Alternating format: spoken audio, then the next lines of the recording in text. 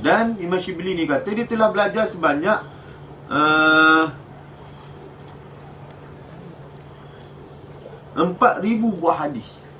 Dia telah khatam mempelajari 4,000 buah hadis.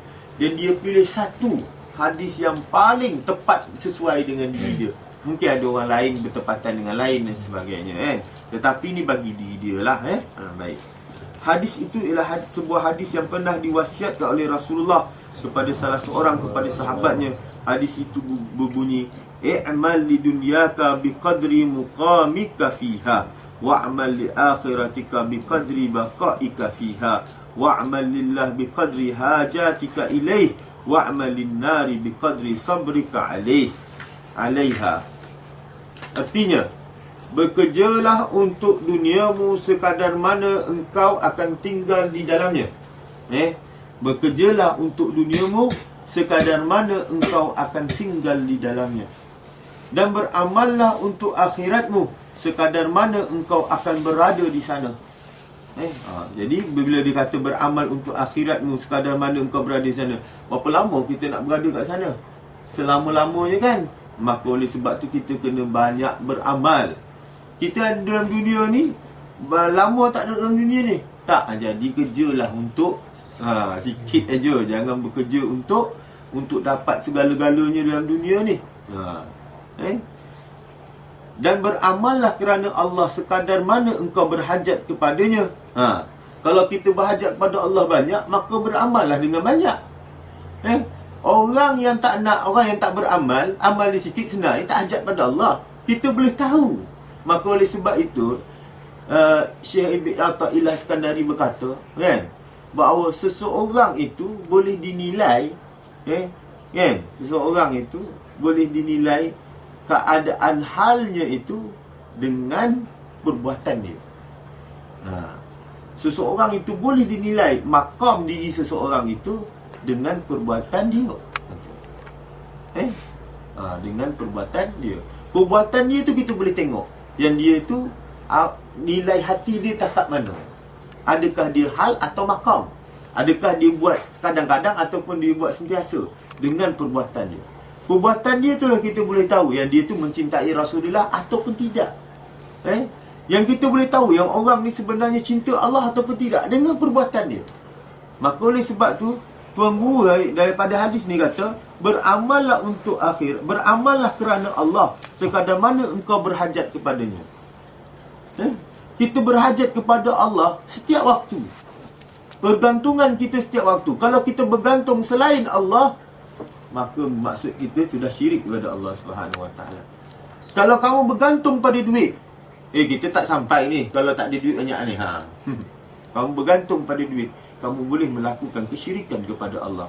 Kalau kamu bergantung pada ubat, kalau kamu bergantung kepada manusia, bergantung segala-galanya, kebahagiaanku kamu gantung kepada manusia, engkau lah sumber kebahagiaanku.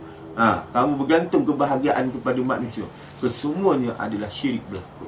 Jadi kamu nak bahagia, kamu nak hidup, kamu nak apa semua kena bergantung pada Allah. Maka justru itulah setiap amalan kita itu buat sekali paling banyak untuk dapatkan Allah Subhanahu Wa Taala. Kerana kamu perlukan Allah setiap waktu. Jadi kalau orang tu tak beramal, sebenarnya orang tu tak perlukan pada Allah Subhanahu Wa Taala. Kalau orang tu tak beramal. Dan Imam Ibn Athaillah Iskandari ada mengatakan, iaitu sesuatu perbuatan itu apabila tanda-tanda seseorang itu bergantung, min alamatul i'timadu 'alan nafs, seseorang tu bergantung kepada diri dia dalam sesuatu membuat amalan ini, bergantung kepada diri dia. Bergantung kepada diri dia. Min alamatul i'timad 'alan nafs nuqsanur raja' inda wujudi zalal. Kurangnya apa? Kurangnya pengharapan apabila wujudnya sebarang kelemahan. Itu kalau seseorang tu dia mengharap pada diri dia. Dia buat amal bergantung kepada diri dia. Bila datang kelemahan, dia dah hapuslah, dia putus asa. Bila datang kelemahan, dia putus asa. Begitu juga kalau buat kerana orang lain. Kalau begitu juga kalau kita buat kerana orang nak puji, kalau kita buat kerana tu kan, kita akan rasa putus asa. Bila kita nak tengok orang kan, oh kalau ramai boleh buat, kalau sikit tak boleh buat. Kenapa? Kerana kita harapkan pujian orang sebenarnya. Kalau kita orang tak puji kan, lepas tu orang tak puji, lepas tu kita tak ada orang puji kita, maka kita akan putus asa. Macam letih je buat satu terletih. Tapi kalau kita buat kerana Allah, cinta kerana Allah, ia tak akan putus. Kita tak akan risau kan orang nak puji ke tak puji, kita tetap buat kerana kita buat kerana Allah. Tak ada kaitan dengan orang lain, maka kita akan bersungguh buat gitu. Dan kalau orang tak puji, kalau kita ni harapkan pujian orang kan, bila contoh dia kan, kamu buat kerja kan, Ustaz ni suka menguji anak murid Ustaz secara tak nampak kan. Ada colour je kan, 2-3 minggu yang lepas ni Ustaz menguji anak murid Ustaz. Pom Ustaz marah. Walaupun sebenarnya dia dah buat kerja. Pom Ustaz marah. Pom terus. Dia buat kerja Ustaz dem gitu. Sebab apa? Sebab Ustaz dah tengok dia.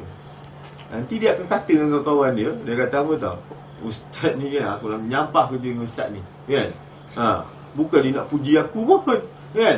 Itu buat penat-penat kan, tak ada dipuji. Saya nak tengok. Tapi kalau dia buat kerana Allah Subhanahu Wa Taala, ia tidak akan letih walaupun sedikit. Dia terus buat. Kerana dia tak ada kaitan dengan diri Ustaz kan. Kenapa? Dia mengharap Ustaz puji dia ke? Maka dia akan buat bertambah gitu. Dan Ustaz tengok anak murid Ustaz berapa orang ni jadi lemah. Sebab Ustaz bam gitu. Lemah. Oh, Ustaz tahu anak murid Ustaz. Alah, lemahnya iman kamu. Ujian ni kamu minta daripada Ustaz. Ustaz tak dapat beri melainkan kamu melihat diri sendiri bahawa kamu telah melakukan kesyirikan. Gitu. Dalam 2-3 minggu ni lah Ustaz tengok. Ustaz tergelak je senyum tengok. Ingat, tuan guru kamu tu, tuan guru kamu kadang-kadang dia tahu kamu salah, tapi dia buat bodoh, dia senyum, dia latih. Dia sampai waktu nanti dia boleh tahu kan. Ada setengah anak murid Ustaz ni, dia tahu dah salah, tapi bila Ustaz tegur, dia bagi alasan. Bagi alasan. Saya tak gini. Ustaz kadang Ustaz tengok senyum je, Ustaz tengok. Alah, tak payah beritahu. Tak apa, Ustaz memang dah tahu sebenarnya kan. Gitu.